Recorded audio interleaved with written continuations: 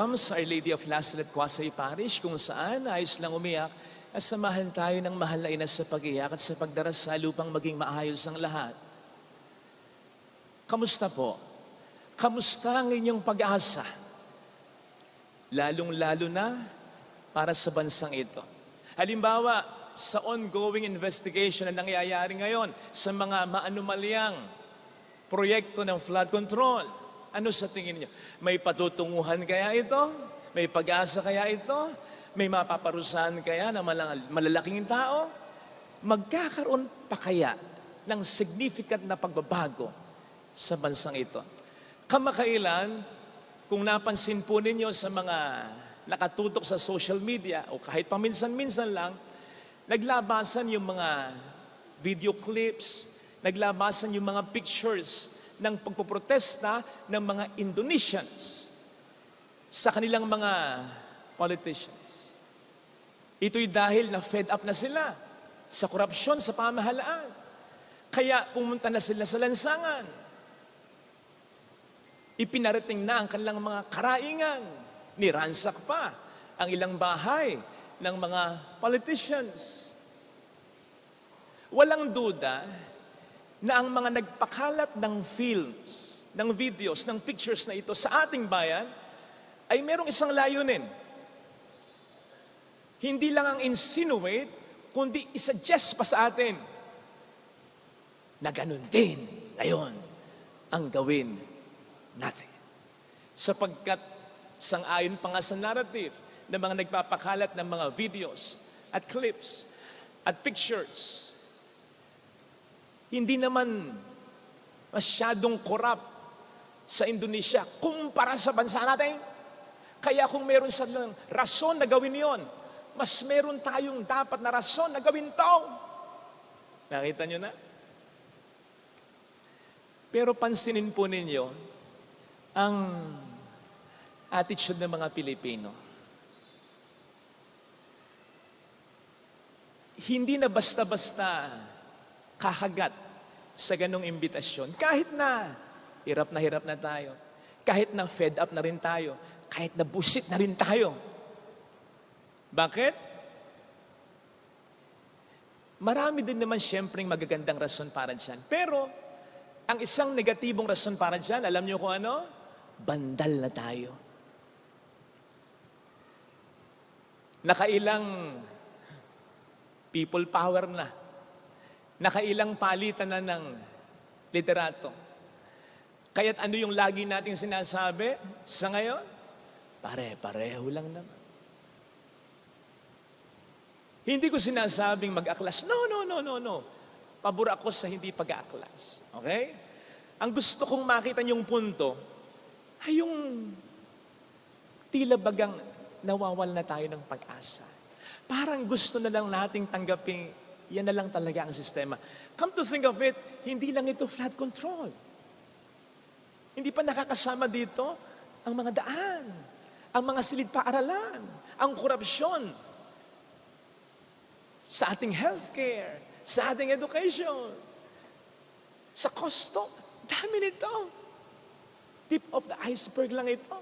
Kaya't kung dadamhin mo yung pagiging sistematiko na ng korupsyon, nandun na yung kawalan ng pag-asa ng mga Pilipino ngayon na pwede pang mabago ang sitwasyon.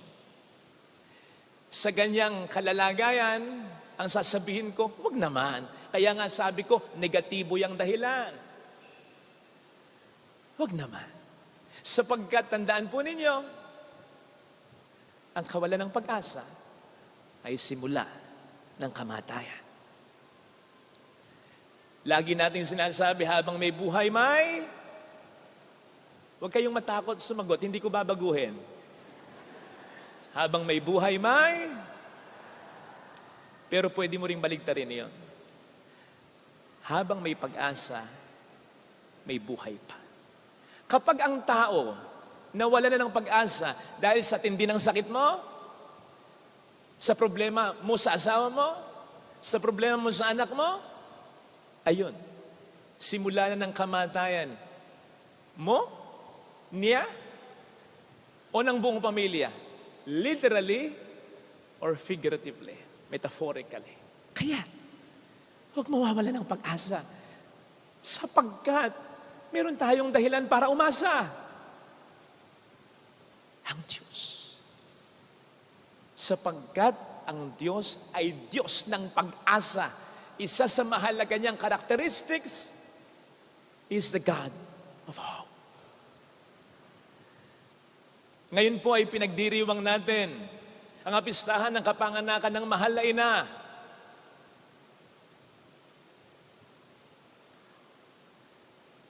Sinabi ko kanina sa simula ng misa, ang buhay niya ay nagbigay ng pag-asa. Hindi siyang tagapagligtas, pero nang ipanganak siya, nang nabuhay siya, nandun na yung pag-asa. May paparating na. Nakita niyo po yung painting dyan? Sa may bandang pintuan? Pansinin po ninyo yung pagkakadipik ni Ofi Maria dyan, ang magaling nating pinto. Kung papaanong tinitingnan ng ahas, nilagyan natin ng mukha dyan yung ahas na parang mukhang tao. Saan nakatingin? Kay Maria. Pero hindi talaga kay Maria. Sa tiyan ni Maria. At ano ang reaksyon ng ahas? Natutuwa? Hindi. Natatakot. Kasi ang sinasabi po dyan, sa pagkakadipik sa painting na yan, hindi pa man natataranta na ang Diablo. Si Maria pa lang ang nasa harapan niya, pero nandun na sa loob si Kristo. Alam na niya, katapusan na niya. Alam na niyang ito na yung sinasabi ng Panginoong Diyos mismo nang unang magkasala sa Eva at si Adan. Ito na ang tuturog sa ulo mo. Kaya si Maria ay tagapagbigay ng pag-asa. At sinabi rin natin, ang buhay ni Maria ay buhay ng isang babaeng punong-puno ng pag-asa. Pero hindi ito katulad ng pag-asa ng mundo na mayroong sana. Sana ganito. Sana ganon. Para ganito. I hope this happens. I hope this will turn out well. Di ba ganun yung hope natin? Sana ganito, sana ganun. Pag may sana, meron kang room for disappointment. Hindi ka talaga nag-expect ng 100%. Kasi sana. O nakita mo na? Bantulot ka na kahit paano na hindi sigurado yung sana mo. Hindi ganon ang sana ni Maria. Hindi ganon ang pag-asa ni Maria. Sapagkat sa simula pa lang, yung pag-oo niya ng buong puso. Sa sinabi ng anghel sa kanya, katumbas nun ay buong puso ring pag-asa. Maganap nawa ayon sa iyong sinabi. Ikinabit na niya agad ang kanyang pag-asa. Sa kung sinong may sabi, hindi yung anghel, ang Diyos. Ang pag-asa ng tao, nakakabit sa bagay-bagay, nakakabit sa mga tao. Ikaw ang pag-asa ko, ito ang pag-asa ko. Ang pag-asang ito na nakakabit sa tao at sa bagay, nagbabago, nawawala. Kaya, kapag ang ating pag-asa ay nakatie up sa bagay sa tao, nandun na ang disappointment sa simula pa lang. Niluluto mo na. Sineset up mo na yung sarili mo for disappointment. Pero hindi ganoon ang pag-asa ni Maria. Tingnan po ninyo. Hindi naman dinitalyan ng anghel sa kanya ang lahat ng mangyayari. Kaya, wag nating isipin na naging smooth sailing lang ang lahat para kay Maria. Halimbawa, sinabi ng anghel,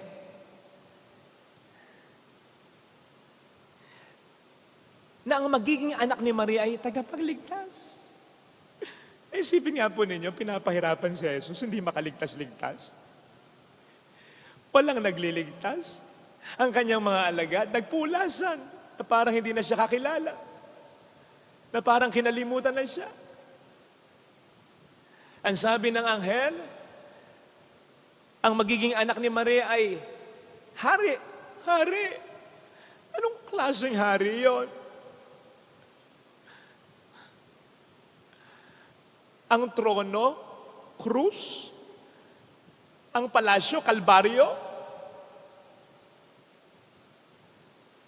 At ang sabi, ito ay anak ng Diyos. Kung ito ay anak ng Diyos, bakit parang nagtatagumpay ang kasamaan laban sa kabutihan? Walang kasalanan si Jesus. Habang nakabayubay sa Jesus sa krus at mamamatay na lang, walang narinig na kahit maliit at tinig si Maria mula sa Diyos. Wala. Hindi ito maliwanag kay Maria. Hindi ito sinabi ng anghel sa kanya. Ano sa tingin niyo naramdaman niya? She was in pain. But she did not doubt. Nasaktan siya, nahirapan siya, pero hindi siya nagduda. Ang ganda ng pagkakadescribe ng mga ebanghelista sa kanya. Si Maria ay nakatayo sa paanan ng krus. Akala, kung ikaw ba'y isang ina, kitang-kita mo naghihirap sa hanap mo yung anak mo, walang ginawang masama sa tao, kundi puro kabutihan lang. Ano mangyayari sa iyo? Hindi ka ba himatayan? Hindi ba manghina mga tugang mga tuhod mo? Ay kahit nga yung magalit ka, ibig sabihin hindi mo kontrolado sarili mo eh. Pero si Maria, hindi na hinimatay, hindi na nangatog ang tuhod, hindi pa nagalit. Kontrolado ang sarili. Ganon siya kalakas. Pero saan ang gagaling ang kanyang lakas? Sa pag-asa niya na nakatie up, nakakabit sa Diyos. Yun ang sinasabi ni San Pablo sa mga taga-Roma, Romans 15:13 or 13:15, if I'm not mistaken. Basta alin lang sa dalawang numero ngayon. Sabi niya, may the God of hope fill you with all joy and peace. God of hope. Na para bang sinasabi dito ni Saint Paul, ikabit ninyo kung gusto niyong magkaroon ng kapayapaan talaga. Yung malalim na kapayapaan, ha?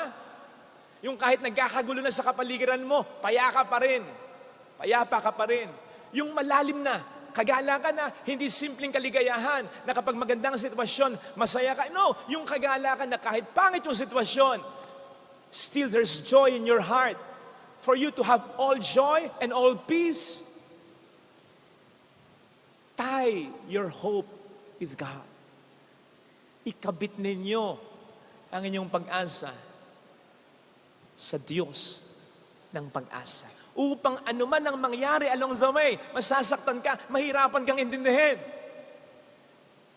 Pero alam mo, sa huli, ang mangyayari ay ang kalooban ng Diyos. Hindi lang sa huli, along the way. Kahit yung mga hindi inaasahan mong mangyayari, kahit yung ayaw mong mangyayari, along the way. Kasama yun sa plano. Upang ang plano ng Diyos, pinakaplano niya, ay matupad sa huli. Kanina, habang nagsisermon ako, sa simula, yung reaksyon ninyo, parang gusto niyo sabihin sa akin, Father, wala ka bang alam sa mga nangyayari ngayon sa bansa natin? Wala talaga until bago ko magbihis para sa misang ito. Yung sermong narinig nyo, nakasasabi ko pa lang, sermon ko kaninang umaga. Talagang ganyan ang sermon ko. Kumusta na pag-asa ninyo? Palagay ba ninyo may mangyayari pang maganda sa bansang ito? Palagay ba ninyo may mapupuntahang magandang investigasyon ngayon? Sa Senado, sa Kongreso? Until magtingin ako sa Facebook bago ang misa, ay ang daming kaganapan. Talagang Happy birthday, Mama Mary ka talaga. Amen? Bakit? Birthday niya nangyari yung maraming mga kaganapan ngayon. Na para mo sinasabi sa atin, God is still in control. Nagkakagulo na. Naglalaglagan na. Hindi pa natin nakikita yung exciting part, pero papunta na. Yun yung pinakita ni Maria. Nung isilang siya, wala pa si Jesus. Pero nandun na, punong-puno na siya ng grasya. Siya yung bukang liwayway ng liwanag ng araw. Di ba pag nagbubukang liwayway, alam mong paparating na ang umaga? Nag-aagaw pa yung dilim at liwanag. Pero sigurado ka, magtatagumpay yung liwanag. Parating na yung araw. Hindi ba kayo nagtataka na birthday ni Mama Mary? Ang binasa natin ay patungkol sa birthday ni Jesus. Sapagkat ang kanyang birthday ay introduction na sa birthday ng Panginoon. Hindi siya tagapagligtas, pero dahil sa kanya, nabanaaga na. Eto na ang tagapagligtas. Nangyari ang maraming mga kaganapan ngayon sa bansa natin. Yung akala mong hindi mabubuwag, nagkakagulo na. Tapos, nakita ko pa rin kanina sabi, desidido na ang Pangulo na maggawa ng independent na mag-iimbestiga. Maganda yun. Wala pang masyadong linaw, pero nandoon na yung bukang liwayway. Birthday ni Maria at sinasabi sa atin, ano man ngayon ang problema mo, di mo maintindihan bakit inalaw ng Panginoon. May mga taong nawala sa buhay mo. May mga matitindi kang problema ngayon sa trabaho, sa negosyo. Hindi mo maintindihan yung sitwasyon sa pinagtatrabahuhan mo. Ang sinasabi sa atin ng Panginoon, huwag mong ikabit ang pag-asa mo sa bagay o sa tao. Sa akin. Ako ang Alpha at ang Omega. Nandito ka sa gitna eh. Ako, nasa simula, nasa wakas, lahat sakop ko. Ako ang bahala. Huwag kang mag-alala.